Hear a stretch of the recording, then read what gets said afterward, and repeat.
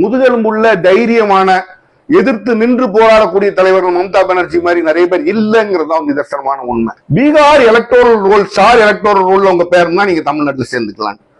அது எப்படிங்க? யோசிச்சு பாருங்க. பீகார் எலக்டோரல் ரோல்ல ஒருத்தன் பேர் இருக்குன்னா என்ன அர்த்தம்?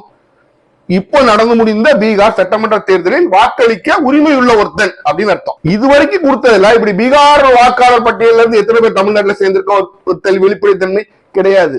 எத்தனை பேர் ஃபார்ம் அப்படி கொடுத்துருக்கீங்க, எத்தனை பேர் வாங்கிருக்கீங்க கிடையாது. யாருக்கும் எதுவும் தெரியக்கூடாது அப்படின்னு செய்யறவன் பேரு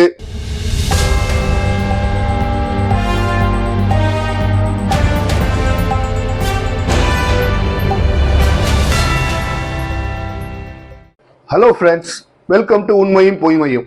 ஜனநாயகம் நம்ம கூடுற அந்த டெமோக்ரஸியோட முதுகெலும்புன்னு எல்லாரும் இந்த தேர்தலாம் சொல்றாங்க. ஆனா நான் என்னைக்குமே தேர்தல் என்ன சொல்லுவேன்னா, தேர்தல் என்பது ஒரு கோமாளி கூத்து. அந்த கோமாளி கூத்துல ஜனங்கள் என்ன நினைச்சிட்டு இருப்பாங்கன்னா, என் கையில தான் பவர் இருக்கு, நான் தான் அந்த ஓட்டு வச்சிருக்கேன் பாரு அப்படின்னு நினைச்சு நம்ம துள்ளி குதிச்சு ஆடுவோம். ஆனா உண்மையிலே ஓட்டு வச்சிருக்க நமக்கும் தெரியும், நம்ம கையில இருக்க ஓட்டுக்கு ஒரு பெரிய ஒரு பவர் கிடையாது. அதை எப்படி வாங்கணும் அப்படிங்கிற அரசியல்வாதிகளுக்கு தெரியும், அப்படி வாங்கிடுவாங்க அப்படிங்கிறது நமக்கு தெரியும். இருந்தாலும் சாமானிய குடிமகன் ஈனாவானா இந்திய வாக்காளனுக்கு அந்த வாக்குங்கிற இதுவரைக்கும் எந்த ஒரு பிரச்சனையுமே இல்லாம, எந்த ஒரு சர்ச்சையுமே இல்லாம ஒரு இந்திய குடிமகனுக்கு ஒரு வாக்கு உண்டுங்கிறது தான் நம்ம முதல் எலெக்ஷன் இன்ன வரைக்கும் நடந்துட்டு இருக்கிற ஒரு விதிமுறை. அதுலயே குண்டு போடுற மாதிரி வழக்கமோ எதையாச்சும் ஒண்ணு செஞ்சுக்கிட்டே இருக்கணும். மக்களை அந்த அடுப்புக்கு மேல உட்கார வச்ச மாதிரி எப்போது வச்சுக்கிட்டே இருக்கணுங்கிற மாதிரி மத்தியில் இருக்கிற நடுவண் அரசு பிஜேபி அரசு எப்போதுமே சில காரியங்கள் செய்யும். அப்படி தூக்கி போட்ட ஒரு குண்டு தான் இந்த சார் அப்படிங்கிற அந்த எக்ஸசைஸ், ஸ்பெஷல் இன்டென்சிவ் ரிவிஷன். எல்லாத்துக்கும் பேர் மட்டும் சூப்பரா வைப்பாங்க. அது பேர் வைக்கிறது பிஜேபி நீங்க அடிச்சுக்கவே முடியாது. இந்த ஸ்பெஷல் இன்டென்சிவ் ரிவிஷன் பீகார்ல நடந்த ஒரு குழப்படி பண்ணி இவன் தான் ஓட்டு அவன் தான் ஓட்டாது இல்லைன்னு சொல்லி குழப்பி எலெக்ஷனும் முடிஞ்சு பெருவாரியான சீட்ல அவங்க ஜெயிச்சிட்டாங்க. ஆனா இது ஒரு பெரிய ஒரு வருத்தத்துக்குரிய ஒரு விஷயம் என்னன்னா, எல்லா கட்சிக்கும் ஒரு எலெக்ஷன் செல் இருக்கும். பிஜேபி ஆகட்டும், காங்கிரஸ் ஆகட்டும், எல்லா கட்சிக்கும் ஒரு எலெக்ஷன் செல் இருக்கும். எலெக்ஷனுக்காக ஒர்க் பண்ணுவாங்க. அந்த கட்சி எலெக்ஷன்ல ஜெயிக்கணுங்கிறதுக்காக ஒர்க் பண்ணுவாங்க. ஆனா இந்த எலெக்ஷனை பொறுத்தவரைக்கும் எல்லாரும் பொதுவா வைக்கிற ஒரு குற்றச்சாட்டு என்ன, இசிஐ பிஜேபியோட எலெக்ஷன் செல் மாதிரி வேலை பார்த்துட்டு பொதுவான குற்றச்சாட்டு வைக்கிறாங்க. அந்த வழக்கு இப்ப சுப்ரீம் கோர்ட்ல நிலுவையில இருக்கு. வழக்கு போல சுப்ரீம் கோர்ட் ஒரு கேஸ் எடுத்து அவங்க அதை ரெஜிஸ்டர் பண்ணி அவங்க ஃபைனல் ஹியரிங் வரும்போது அது எந்த பர்பஸ்க்காக போட்டாங்களோ அது முடிஞ்சு போயிடும். இருந்தாலும் நான் கேட்ட ஆர்டர் போடுறோம், ஆர்டர் போடுவாங்க. அப்படிப்பட்ட சூழ்நிலை தான் இன்னைக்கு அந்த கேஸ் இருக்கு. அப்ப அந்த பீகார் சார் வரும்போதே மத்தவங்களா விழிச்சிருந்துக்கணும். வழக்கம் போல தமிழ்நாட்டில் உள்ள கவர்மெண்ட் மத்தவங்களும் எல்லாத்தையும் பார்த்துட்டு கை கட்டிட்டு தான் நிற்பாங்க. இன்றைக்கு இந்திய அரசியல் சூழ்நிலையில ஒரு மிக வருத்தத்துக்குரிய விஷயம் என்னன்னா, முதுகெலும்புள்ள தைரியமான எதிர்த்து நின்று போராடக்கூடிய தலைவர்கள் மம்தா பானர்ஜி மாதிரி நிறைய பேர் இல்லைங்கிறதா நிதர்சனமான உண்மை. எமர்ஜென்சிலேயே இந்திரா காந்தி முன்னால சரிக்கு சமமா நின்று போரிட்ட ஒரு கட்சி தான் திமுக.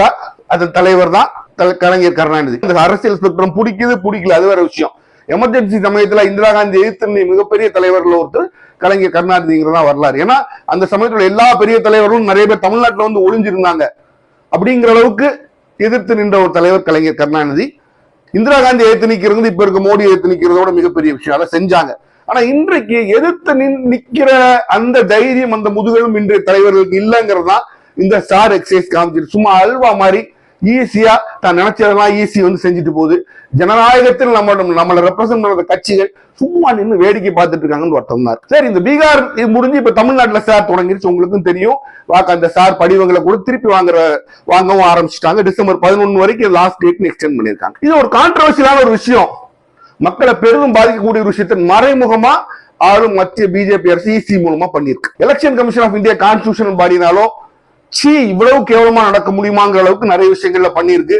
அப்படிங்கிறதுதான் இந்த சார் எக்ஸசைஸும். அதுக்கு முன்னாடி இப்போ நிறைய இடங்கள்ல அவங்க ஆளுங்கட்சிக்கு ஆதரவா பண்ணிருக்காங்க. நிறைய குற்றச்சாட்டுகளும் வருது. அதுக்குள்ள ஆதாரங்கள் இருக்குன்னு சொல்றாங்க. அப்போ அது என்ன கான்ட்ரவர்சியல்?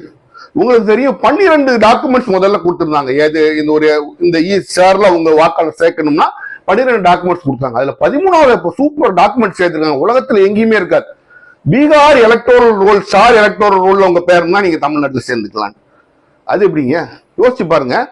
பீகார் எலக்டோரல் ரோல்ல ஒருத்தன் பேர் இருக்குன்னா என்ன அர்த்தம்? இப்போ நடந்து முடிந்த பீகார் சட்டமன்ற தேர்தலில் வாக்களிக்க உரிமை உள்ள ஒருத்தன் அப்படின்னு அர்த்தம். அவன் வாக்கு அளிச்சிருப்பான் மேக்சிமம்.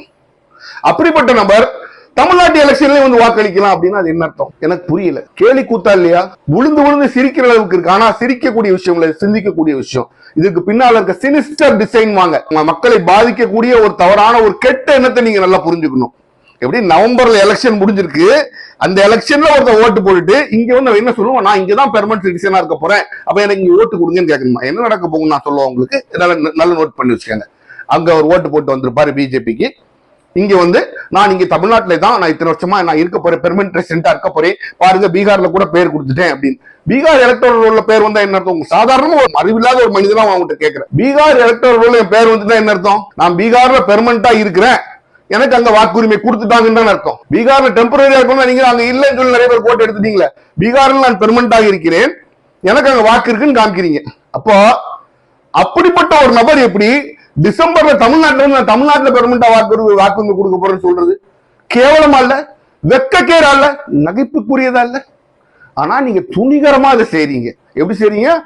துணிகரமா. ஏன்னா எதிர்த்தாப்புல நிக்கிற அரசியல் கட்சிகள் எல்லாத்துக்கும் முதுகெலும்பு வளைஞ்சு போய் உடஞ்சு போய் ரொம்ப நாள் ஆச்சு. உங்களை பிரதான எதிர்கட்சியான காங்கிரஸ் ஒரு கட்சி அப்பப்ப இடையில கத்துவாங்களே தவிர வேற ஒண்ணுத்துக்கு ஆக மாட்டாங்க. அதனால எலெக்ஷன் கமிஷன் இன்னைக்கு இப்படி ஒரு துணிகரமான காரியத்தை ஆளுங்கட்சியோட ஏஜென்டா செய்தோ, மத்தியில் ஆளுங்கட்சியோட ஏஜென்டா செய்தோங்க ஒரு சந்தேகம், நியாயமான சந்தேகம் எழத்தான் செய்யுது. ஒரு மாநிலத்தில் ஒரு மாசத்துக்கு முன்னாடி எலக்டரா இருக்கிறவன் எப்படி அடுத்த மாநிலத்துல இன்னும் ஒரே மாசத்துல திருப்பி இன்னொரு எலக்டர் ஆக முடியும்? இது உங்களுக்கு தவறா தெரியலையா? மக்களுக்கு தவறா தெரியலையா? சரி, எலெக்ஷன் கமிஷன் வந்து அரசியல் கட்சிகள் சொல்லணும். எல்லாத்துக்கும் மேல எலெக்ஷன் கமிஷன் ஞானேஷ்குமாரோட சொந்த வீடு கிடையாது, இதுக்கு முன்னாடி ஒரு எலெக்ஷன் கமிஷன்காரனோட சொந்த வீடும் கிடையாது. அது ஒரு கான்ஸ்டிடியூஷனல் பாடி. கான்ஸ்டிடியூஷனல் பாடின்னு அர்த்தம் அரசியலமைப்பு சட்டத்தின்படி கொண்டு வரப்பட்ட ஒரு அமைப்பு. அரசியலமைப்பு சட்டத்தை எழுதுனது யாரு? யார் எழுதல? மக்களாகிய நாம் எழுதியிருக்கோம். அப்ப மக்களுக்கு நீ விளக்கம் தெரிவிக்கணுமா இல்லையா? ஒண்ணுமே கிடையாது. இப்போ இதுவரைக்கும் கொடுத்ததில்ல. இப்படி பீகார் வாக்காளர் பட்டியல இருந்து எத்தனை பேர் தமிழ்நாட்டுல சேர்ந்திருக்கோம் வெளிப்படைத்தன்மை கிடையாது. எத்தனை பேர்ட்ட ஃபார்ம் அப்படி கொடுத்துருக்கீங்க, எத்தனை பேர் வாங்கிருக்கீங்க கிடையாது. யாருக்கும் எதுவும் தெரியக்கூடாது அப்படின்னு செய்யறவன் பேரு திருடன், ஏமாற்றுக்காரன் அப்படின்னு அர்த்தம். யாருக்கு தெரிஞ்சான நான் செய்யறது நியாயமான காரியம் அப்படின்னு நினைச்சா அது நியாயமான காரியம். யாருக்குமே செய்யாத தெரியாம ஒரு விஷயத்த செய்யறவன் பேரு திருடன், ஏமாற்றுக்காரன். அதை நீங்க எப்படினாலும் மாத்திக்கங்க. அப்படிதான் ஈஸியா செயல்படுதோன்னு இந்த விஷயத்துல யோசிக்க வேண்டியது இருக்கு. நல்ல நீங்க புரிஞ்சுக்க வேண்டிய விஷயம். இப்ப நான் ஒரு உதாரணம் சொல்றது, முடியாது மட்டும் சொல்லுங்க. என்ன சொல்லுவாங்கன்னா, ஒரு இடத்துல ஓட்டு போட்டா அங்க அடுத்த இடத்துல இருந்து பேரை ரிமூவ் பண்ணாதான் இங்க சேர்க்க முடியும். அப்ப நவம்பர்ல ஓட்டு போட்டவன் டிசம்பர்ல இங்க சேர்றானா, உங்களுக்கு தேவைன்னா ஒரே மாசத்துல இங்க பேர் அடிச்சு இங்க கொடுத்துருவீங்க, இங்கேயே ஒரு ஓட்டு போட்டு சேர்ந்துக்குவாரு. எப்ப 2026 எலெக்ஷன் தமிழ்நாட்டிலேயே ஓட்டு போட்டுக்குவாரு.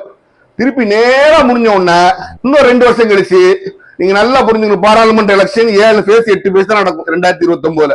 அப்ப பீகார்ல முதல் பேஸ்ல எலெக்ஷன்ல ஓட்டு போட தமிழ்நாடு கடைசி பேஸ்ல வந்துச்சுன்னா அங்க ஓட்டு போட்டு அவர் திருப்பி இங்க வந்து கொடுத்து பாருங்க என் பேர் அங்க லிஸ்ட் நான் பெர்மனண்டா இங்க ஒர்க் பண்ணி இங்கேயும் வந்து ஓட்டு போட்டுக்குவார். அதாவது ஒரு மனிதன் 2 இடத்துல ஓட்டு போடக்கூடிய ஒரு கேவலமான சிச்சுவேஷன் கொண்டு வர போகுது. இதுக்கு மேல என்ன சொன்னீங்க? ஒருத்தர் 3 ஓட்டுக்கு ஐடி கார்டு வச்சிருக்காங்க, அதைத்தான் இதுலயும் நடக்க போகுது. இப்ப பீகார்ல ஒருத்தர் ஓட்டு போட்டான், அதை சரண்டர் பண்ணிடுவான், இங்க வந்து வாங்குவாரு, அவர் இங்க ஓட்டு போடுவார். திருப்பி பீகார் எலெக்ஷன் போகும்போது இங்க உள்ள ஓட்டு அங்க போய் நான் பீகார்ல தான் இருக்க போறேன்னு சொல்லுவாரு, பீகாருக்கு போயிடுவார். பீகார்ல ஓட்டு போட்டு திருப்பி இங்க குரங்கு மாதிரி குதிப்பார். இதுவே இன்னும் சொல்ல போனா 2029 எலெக்ஷன்ல முதல் பேஸ் எலெக்ஷன்ல ஓட்டு போட்டு கடைசி பேஸ்ல இங்க வந்து நான் இங்கதான் இருக்க போறோம், எப்படி தடுக்க முடியும்? என்ன நீ வழிமுறை வச்சிருக்கீங்க? இப்போ இங்க மாற போற இந்த 13வது டாக்குமெண்ட், அதாவது Bihar electoral share electoral role வாக்காளர் பட்டியலை கொடுத்து ஒருத்தர் சேர்றான்னா அவன் பீகார்ல ஓட்டு போட்டு உங்களால சொல்ல முடியுமா? அப்ப பீகார்லயே ஓட்டு போட்டுக்குவாரு. எப்படி பீகார்ல ஓட்டு போடலாம்? பீகார்ல பெர்மனண்டா இருக்கவங்க பீகார்ல ஓட்டு போடணும்னு சொல்லியிருக்கீங்க. அப்போ பீகார்ல ஓட்டு போட்டா இப்ப திருப்பி வந்து தமிழ்நாட்டுல பெர்மனண்டா இருக்க போறோம், எப்படி செட் ஆகும்?